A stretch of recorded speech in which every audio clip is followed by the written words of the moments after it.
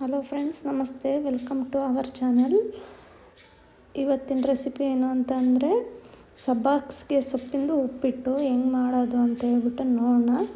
ಅದಕ್ಕಿಂತ ಮುಂಚೆ ನೀವಿನ್ನೂ ನಮ್ಮ ಚಾನಲ್ನ ಸಬ್ಸ್ಕ್ರೈಬ್ ಮಾಡಿಲ್ಲ ಅಂದರೆ ಸಬ್ಸ್ಕ್ರೈಬ್ ಮಾಡ್ಕೊಳ್ಳಿ, ಬೆಲ್ ಐಕನ್ನ ಪ್ರೆಸ್ ಮಾಡಿ. ಮುಂದಿನ ನೋಟಿಫಿಕೇಷನ್ ಎಲ್ಲ ನಿಮಗೆ ಮೊದಲನೇ ಬರುತ್ತೆ. ಮತ್ತು ಲೈಕ್ ಮಾಡಿ, ಶೇರ್ ಮಾಡಿ, ಕಮೆಂಟ್ ಮಾಡಿ.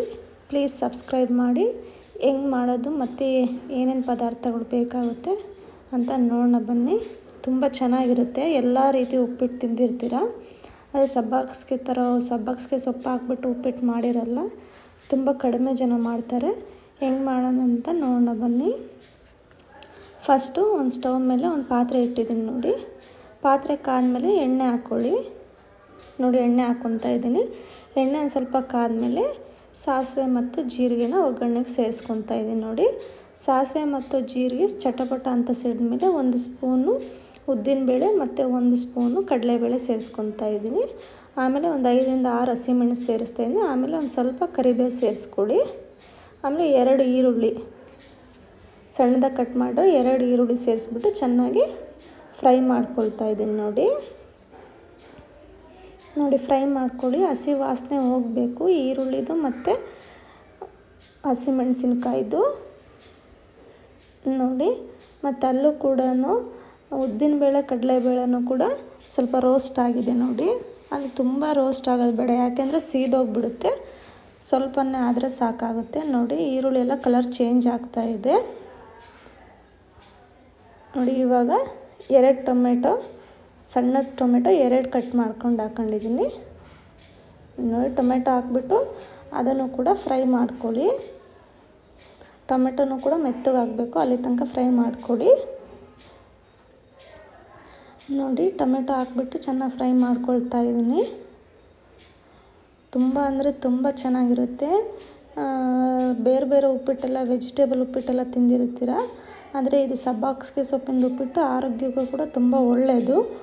ಕ್ಯಾಲ್ಶಿಯಂ ಹೆಚ್ಚಿಗೆ ಇರೋದ್ರಿಂದ ನೋಡಿ. ಒಂದು ಚಿಟಿಕೆ ಅಷ್ಟು ಅರಿಶಿನ ಹಾಕ್ಬಿಟ್ಟು ಮತ್ತು ಚೆನ್ನಾಗಿ ಮಿಕ್ಸ್ ಮಾಡ್ಕೊಳ್ತಾ ಇದ್ದೀನಿ ನೋಡಿ. ಆಮೇಲೆ ಇವಾಗ ಒಂದು ಕಪ್ಪು ಅಥವಾ ಎಷ್ಟಿರುತ್ತೋ ಅಷ್ಟನ್ನು ಸೇರಿಸ್ಬೋದು. ಒಂದು ಸಿವುಡು ಆ ಥರ ಸೇರಿಸ್ಬಿಟ್ಟು ಚೆನ್ನಾಗಿ ಕಟ್ ಮಾಡಿಬಿಟ್ಟು ಸಣ್ಣದಾಗಿ ತೊಳೆದ್ಬಿಟ್ಟು ತಗೊಂಬಂದಿದ್ದೀನಿ ನೋಡಿ. 1-1.5 ಕಪ್ಪು ಸೇರಿಸ್ಕೊಂಡಿದ್ದೀನಿ ನಾನು. ಎಲ್ಲನೂ ಚೆನ್ನಾಗಿ ಮಿಕ್ಸ್ ಮಾಡ್ಕೊಳ್ಳಿ. ಎಲ್ಲ ಬಾಡಿ ಸ್ವಲ್ಪ ಆಗಿಬಿಡುತ್ತೆ. ನೀವು ಎಷ್ಟೇ ಹಾಕಿದ್ರೂ ಕೂಡ ಸಬ್ಬಾಕ್ಸ್ಗೆ ಸೊಪ್ಪು ಎಣ್ಣೆಲೆಲ್ಲ ಫ್ರೈ ಮಾಡ್ತೀವಲ್ಲ, ಎಲ್ಲ ಕಡಿಮೆ ಆಗಿಬಿಡುತ್ತೆ ನೋಡಿ. ಎಷ್ಟೊಂದು ಹಾಕೇ ಇಲ್ಲ ಅನಿಸುತ್ತೆ. ಇವಾಗ ಆ ಕಪ್ ಅಳತೆಯಲ್ಲಿ 2 ಕಪ್ಪು ನೀರು ಹಾಕ್ತಾಯಿದ್ದೀನಿ ನೋಡಿ. 2 ಕಪ್ ನೀರು ಹಾಕಿದ್ಮೇಲೆ ಚೆನ್ನಾಗಿ ಒಂದು ಸಲ ಮಿಕ್ಸ್ ಮಾಡ್ಕೊಳ್ಳಿ ನೋಡಿ. ಇವಾಗ ರುಚಿಗೆ ತಕ್ಕಷ್ಟು ಉಪ್ಪು ಸೇರಿಸ್ಕೊತಾ ಇದ್ದೀನಿ ನೋಡಿ. ರುಚಿಗೆ ತಕ್ಕಷ್ಟು ಉಪ್ಪು ಸೇರಿಸ್ಕೊಳ್ಳಿ. ಕಲ್ಲುಪ್ಪಾದರೂ ಕಲ್ಲುಪ್ಪು, ಪುಡಿ ಉಪ್ಪಾದರೂ ಪುಡಿ ಉಪ್ಪು ಸೇರಿಸ್ಕೊಳ್ಳಿ. ಉಪ್ಪು ಹಾಕಿದ್ಮೇಲೆ ಚೆನ್ನಾಗಿ ಒಂದು ಸಲ ಮಿಕ್ಸ್ ಮಾಡ್ಕೊಳ್ಳಿ ನೋಡಿ. ಉಪ್ಪು ಹಾಕಿದ್ಮೇಲೆ ಚೆನ್ನಾಗಿ ಒಂದು ಸಲ ಮಿಕ್ಸ್ ಮಾಡ್ಕೊಳ್ತಾ ಇದ್ದೀನಿ. ಚೆನ್ನಾಗಿ ಮಿಕ್ಸ್ ಮಾಡಿಕೊಂಡು ಕುದಿಯೋದಕ್ಕೆ ಬಿಟ್ಬಿಡಿ. ನೀವು ಇದಕ್ಕೆ ಬೇಕಾದ್ರೆ ತರಕಾರಿ ಎಲ್ಲ ಸೇರಿಸ್ಕೋಬೋದು. ನಾನು ಬರೀ ಸಬ್ಬಾಕ್ಸಿ ಸೊಪ್ಪಿಂದ ಪ್ಲೇನಾಗೆ ಮಾಡ್ತಾಯಿದ್ದೀನಿ ನೋಡಿ. ಕುದೀತಾ ಇದೆ ನೋಡಿ. ಚೆನ್ನಾಗಿ ಕುದೀತಾ ಇದೆ. ಕುದೀತಾ ಇರ್ಬೇಕಾದ್ರೆ ಚೆನ್ನಾಗಿ ಇನ್ನೊಂದು ಸಲ ಮಿಕ್ಸ್ ಮಾಡ್ಕೊಳ್ಳಿ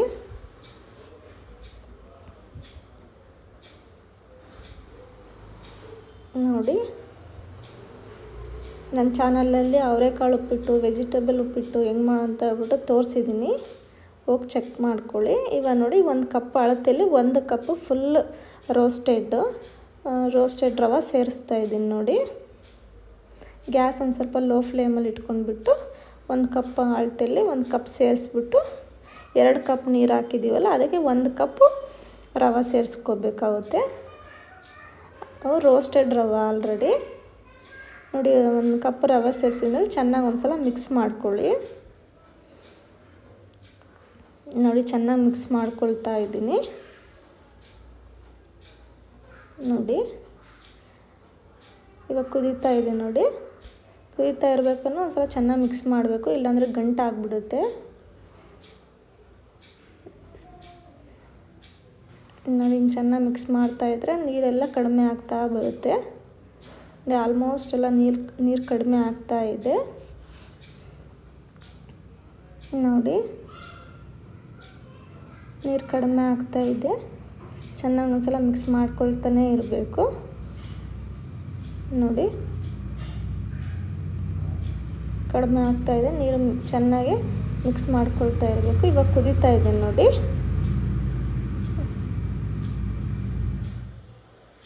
ನೋಡಿ ಇವಾಗ ಇಷ್ಟ ಆದಮೇಲೆ ಒಂದು ಪ್ಲೇಟ್ ಮುಚ್ಚಿಬಿಟ್ಟು ಒಂದು 3-4 ನಿಮಿಷ ಬಿಟ್ಟುಬಿಡಿ.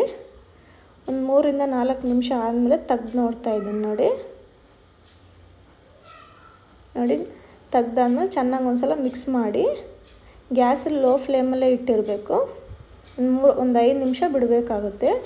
ಎಲ್ಲ ನೀರೆಲ್ಲ ಹಿಂಗಿಬಿಟ್ಟು ರವೆ ಎಲ್ಲ ಹರಡಿರುತ್ತೆ, ಹರಳ್ಕೊಂಡು ಬೆಂದಿರುತ್ತೆ ಎಲ್ಲ ನೋಡಿ. ಚೆನ್ನಾಗಿ ಒಂದು ಸಲ ಎಲ್ಲ ತಳದಿಂದ ಎಲ್ಲ ಚೆನ್ನಾಗಿ ಮಿಕ್ಸ್ ಮಾಡ್ಕೋಬೇಕು ನೋಡಿ. ತೆಂಗಿನಕಾಯಿ ಇದ್ದರೆ ತೆಂಗಿನಕಾಯಿ ಸೇರಿಸ್ಕೊಳ್ಳಿ ಕೊನೆಯಲ್ಲಿ, ಅದು ಆಪ್ಷನಲ್ಲು.